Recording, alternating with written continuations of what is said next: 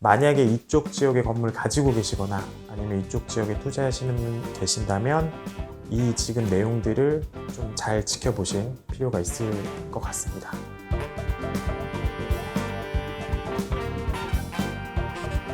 네, 안녕하세요. 빌사남입니다. 제가 오늘은 토지거래 허가구역에 대해서 이야기를 좀 나눠보려고 합니다. 토지거래 허가구역이 삼성, 대치, 청담, 잠실이 최근에 연장이 됐습니다. 기존에 살고 계셨던 분들이 반발이 되게 컸어요. 근데 아무래도 이번에 좀 서울시가 연장을 했는데 그 이후에 좀 이렇게 기사나 뭐 얘기들이 나온 거를 여러분들한테 좀 알려드리려고 이 영상을 찍게 됐습니다. 일단 기사를 보면은 10월 달에 이제 부동산 거래 신고 등 법률이 좀 바뀌어요. 그래서 그때 바꿀 때 상가나 업무 시설은 빼겠다.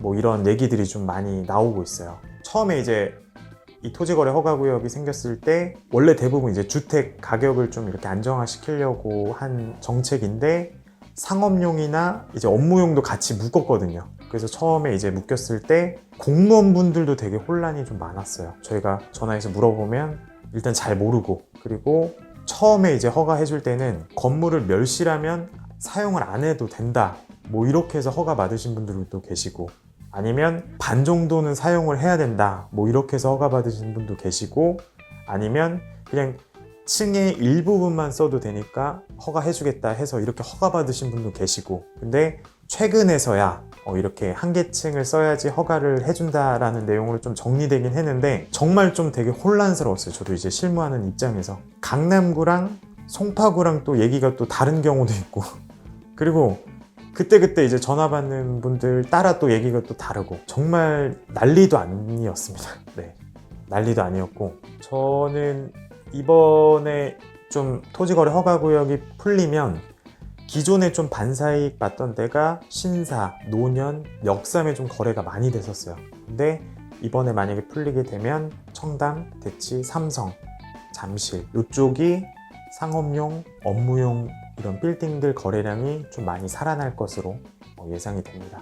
그래서 저 개인적으로는 지금 이제서라도 좀 이런 내용이 나와서 정말 너무 다행이고, 이 토지거래 허가구역 때문에 매각을 못 하신 분들이 되게 많거든요.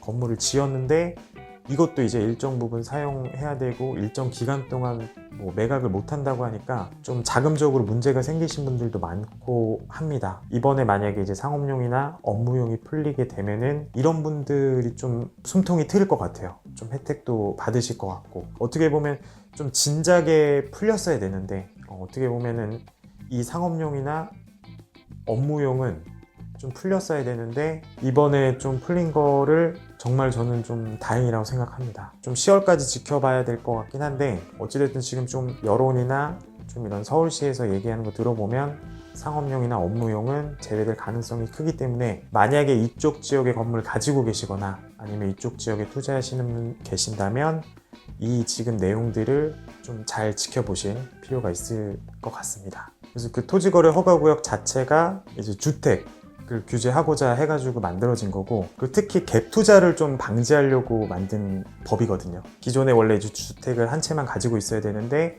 갭 투자로 되게 여러 채를 사면서 그런 투기 수요를 막겠다고 해가지고 토지거래 허가구역을 만든 건데 여기에 이제 상업용이 같이 들어간 거예요. 어떻게 보면 좀 불합리한 경우가 되게 많았는데 이번에 풀리면은 그렇게 피해봤던 분들이 다행이지 않을까 싶습니다. 그래서 오늘 영상 여기까지 하고요. 토지거래 허가구역 내용이 세부적으로 좀 어떻게 바뀌는지 여러분들도 관심 있게 지켜보시면 좋을 것 같습니다. 오늘 영상 여기까지 하겠습니다. 감사합니다.